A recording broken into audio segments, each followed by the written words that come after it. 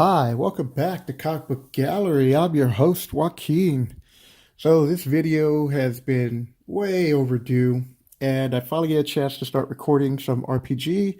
And I'm going to start off with Advanced Dungeons and Dragons. So, when I went to my storage in Vegas, I was finally able to get my books.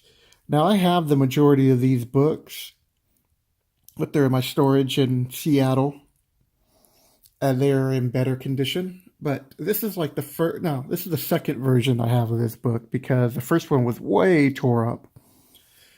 So here we have the Player's Handbook, and I'll talk about that. My parents bought me the original starter set. So here's the Dungeon Module B2, the Keep on the Borderlands. Yeah, you can tell has much love. This has been everywhere, taped, everything. It's all beat up like me. Next up, Dungeon Master's Guide, which I've always loved this cover. And last for the day is the Monster Manual. But the book that I'm really going to focus on for today's short video is the Player's Handbook.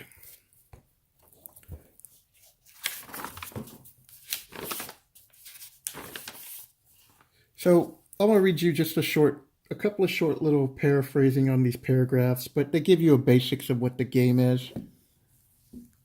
And I'll leave this image up, so at least you have something cool to look at.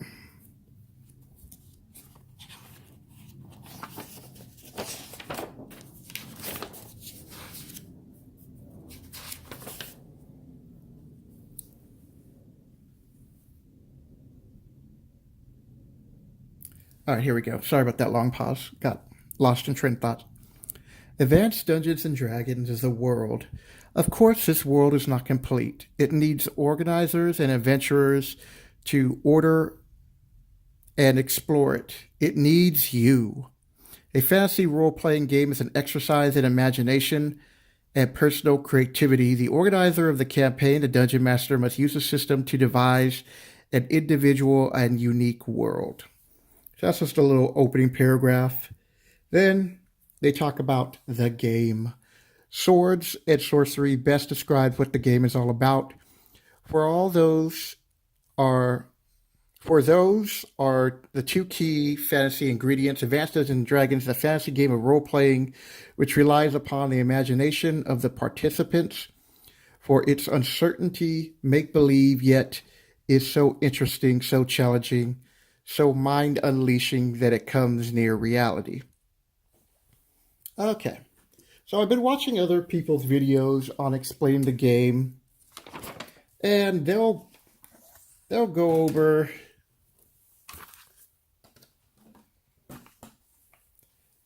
stats, strengths, how to roll up a character, the different kind of races. You could be an elf, a gnome, half elf, halfling, half orc.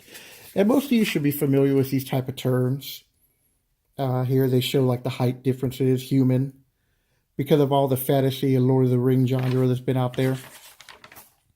But to me, they don't really explain why they started playing this game, right? Like what really got them into it and the passion that they felt. So if I can get this down a little, hopefully it'll stay while I do this. Come on, Pod. You can do it. I was introduced to this game at the age of 7. That's right, people, 7. So my friend Joey, he is in his older brother Jeff was in high school at the time. I'm hoping you'll be able to see this as I draw it. But he first introduced the game to us, okay? So he's starting to explain to us the concept of the game, and he's practicing to be a better DM among his friends. And so he's going over the different classes, right? and he's explained to them what we want to be and the advantages and the disadvantages of each race. And so I was like, well, I would like to be a wizard. And he's like, oh, well, if you want to be a wizard, you see what I'm drawing? A wizard, then why don't you choose an elf? Because at first I was going to be a human. And he was telling me about, that they get to use a sword and they have resistance to sleep. They could see somewhat in the moonlight, so it's easier for them to see in the forest as long as there's light. And the whole thing just kind of intrigued me about being an elf wizard. It just sounded cool. Like, oh, I get to use a sword right away, because he was explaining to us the different the advantages and the disadvantages of being a wizard. And he's like, well, you can't really wear armor, but elves can wear elven chain. I go, oh, that's cool. You know, do I get to start off with elven chain? Like, what do I get? You're asking all these questions, and he's just like, nope. And we'll get into that. But right now, let's just, focus on making your character. So that's what we did. I rolled up my character, and I had, I want to say I'm really good with dice roll. So he would I think I rolled like a 16 with my initial intelligence score. And he was like, whoa, because I think an elf gets a bonus. So I think I had like either 17 or 18 bonus because of the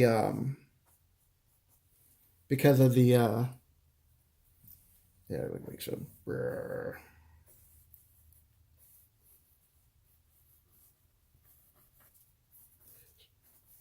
There we go. Got my little bit of an elf going. Because of you get an intelligent boost, and I had like a 15 constitution.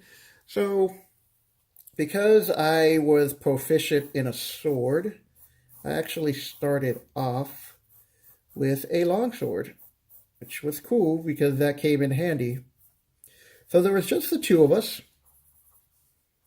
And later we would add one more person, but it was just a typical him just guiding us through the game, explaining us to the game, and I had a lot of fun. And it really did introduce me into fantasy.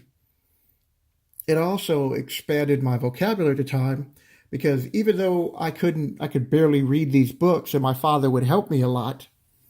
The fact that I would start to read something, ask him what the word means, and then he would, as I got older, would tell me to go to the dictionary. I'd be like, that's great, Joaquin. You learned to read from Dungeons and Dragons. But why are we playing the game? Because the game is about fantasy and having a good time with your friends and living and imagining yourself in this make-believe world where you're an elf and you're a wizard. And my friend Jeff, he was a dwarf, and he was actually a cleric. So at this point, I didn't realize at the time, but he was kind of like helping us out. So he was trying to build a party for us that would survive, and then we would go and get hitchmen. I say but we would hire like fighters. So he wanted us to have a well-balanced campaign. So my friend was a cleric because we needed to have someone with a little bit better armor class, right? And who could heal the party. And I'm drawing also too, just to give you something to look at as I talk about this game.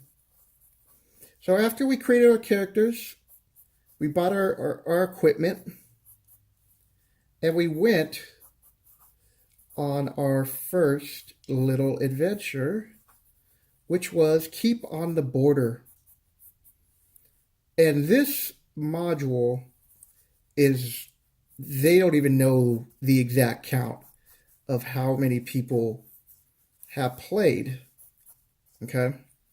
That's how many people have played that adventure. I think he had a shield. Yeah.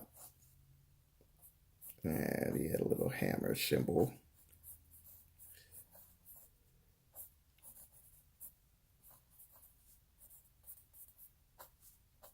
So the other part of this video is I wanted to show that as for artists, you could, I'm talking, I'm at like 10 minutes at this point, and you're able to sketch out two little things really quick. And whenever you have an idea, you should be sketching it. The other aspect I loved about this game was the artwork. So I'm going to keep this video short, and I'm going to start breaking down each section as we go. I kind of want to just give you an intro of this game, Dungeons & Dragons, why I started playing it at such an early age, and what an impact it had on my life. So we had our characters, okay? So we've gone through the book, and this was a really good book, and I'm going to show you a nice artwork that I probably have drawn at least 5 or 6 times in my life.